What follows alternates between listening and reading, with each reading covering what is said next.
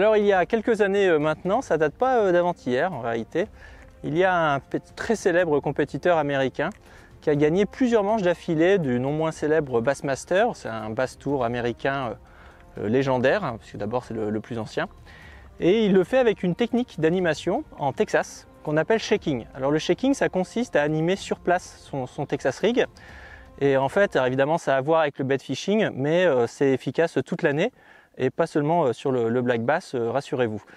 Alors souvent l'idée c'est d'arriver idéalement à coincer en fait son montage, donc sa tête plombée contre un branchage ou une pierre, et plutôt que de l'en dégager, en profiter pour faire une animation sur place. Mais avec un petit peu d'habitude, de la tresse et une canne un petit peu souple, on peut faire du shaking sur place à peu près à n'importe quel moment. Alors là j'ai tout ce qu'il faut, j'ai fait exprès pour complètement foirer mon shaking, mais je vais vous donner une petite astuce.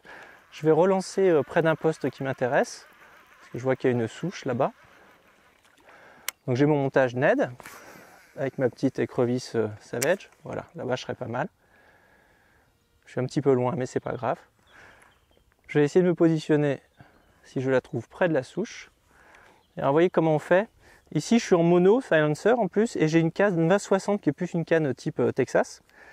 En fait, il faut amplifier la résonance du blanc quand vous allez le faire nager. Donc vous tendez bien votre corde ligne à la limite de déplacer votre leurre et vous tapez votre talon sur votre avant-bras, ce qui fait qu'en fait votre sillon va avoir énormément de résonance comme ça, comme un tablier de pont sous l'action du vent, et votre leurre va vibrer au fond de l'eau.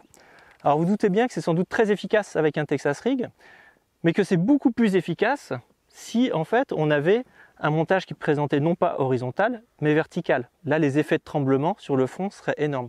Et en fait, c'est comme ça que petit à petit, d'évolution en évolution, de perfectionnement en perfectionnement, des pêcheurs américains ont en fait complètement transformé les Texas rigs traditionnels jusqu'à arriver à ce fameux système Ned qui est devenu si populaire et où la tête plombée se trouve en dessous d'un leurre qui est pour le coup flottant. Et ça permet de pêcher beaucoup sur place. Ça peut être une alternative au drop shotting par exemple, mais ça permet aussi surtout d'avoir une nouvelle présentation par exemple pour des montages style Texas, et donc de surprendre des poissons qui sont habitués à être targetés avec d'autres styles de pêche comme le Carolina ou le Texas.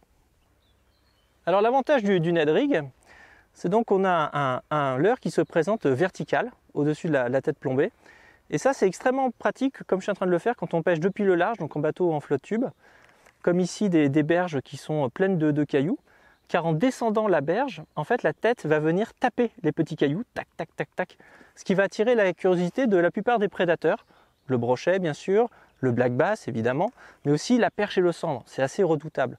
Et en fait, là j'ai du mono donc je le sens pas trop, mais avec de la tresse on sent bien à chaque fois la petite tête qui tape les petits cailloux, tac, tac, tac, tac, et ça va attirer les prédateurs. Donc c'est pas simplement un montage qui permet de pêcher sur place, hein, par exemple dans des obstacles ou des empierrements, ça permet aussi de se déplacer, mais j'ai envie de dire comme le drop shot. Le drop shot, c'est pas juste un montage pour pêcher sur place. Donc c'est aussi un outil de prospection, et en outil de prospection, il est parfaitement redoutable, en particulier sur les percidés, sur les cendres et les perches, c'est vraiment exceptionnel. Mais ce que je viens de repérer là-bas, c'est un black bass qui est en déplacement, donc je vais me le tenter juste après. Et donc ça permet aussi de pêcher les pentes max. Poisson. Pas gros. Pas gros, mais ça fait plaisir quand même. Là. Et voilà. Pas un monstre, mais bon. Avec mon montage Ned. Bien. Il est bien engamé. Avec la petite écrevisse Savage. C'est ici quand même de le récupérer. Voilà. Petit poisson. Mais bon. En moins d'une heure de temps, donc c'est parfait. Super. Eh bien, vous l'aurez compris, le principe du Ned rig, du montage Ned, eh bien, c'est deux éléments distincts. C'est une tête plombée qui a une forme particulière qui lui permet de se tenir très facilement debout au fond de l'eau et que nous avons amélioré avec notre système ProPeg. Je vous en reparle dans une seconde. Et puis des leurres qui ont la capacité de l'aider à se tenir debout, donc qui sont souvent flottants ou avec une densité assez proche de celle de l'eau. Et chez nous, on va trouver plusieurs famille de produits. Alors nous avons ici le Ned Goby, ici le Ned Minnow, qui comme son nom l'indique est un shad, le Ned Salamander, donc une salamandre, une forme très importante pour la pêche du bass, et puis Ned Crow, qui va intéresser les percidés et aussi les centrarchidés. On les voit ici, donc ça c'est notre petit shad qui s'appelle Minnow, et donc il va se tenir debout comme ça. Il est assez redoutable sur les perches, je vous le cache pas. Tout comme notre petite Ned Crow qu'on voit ici montée, que j'ai utilisée tout à l'heure, est excellente pour toutes les espèces de poissons. Mais il ne faudrait pas sous-estimer, en particulier pour le cendre, notre Ned Goby, qui est vraiment une forme particulière très sympa. Et puis le Ned Salamander, la salamandre que tous les pêcheurs de basse connaissent.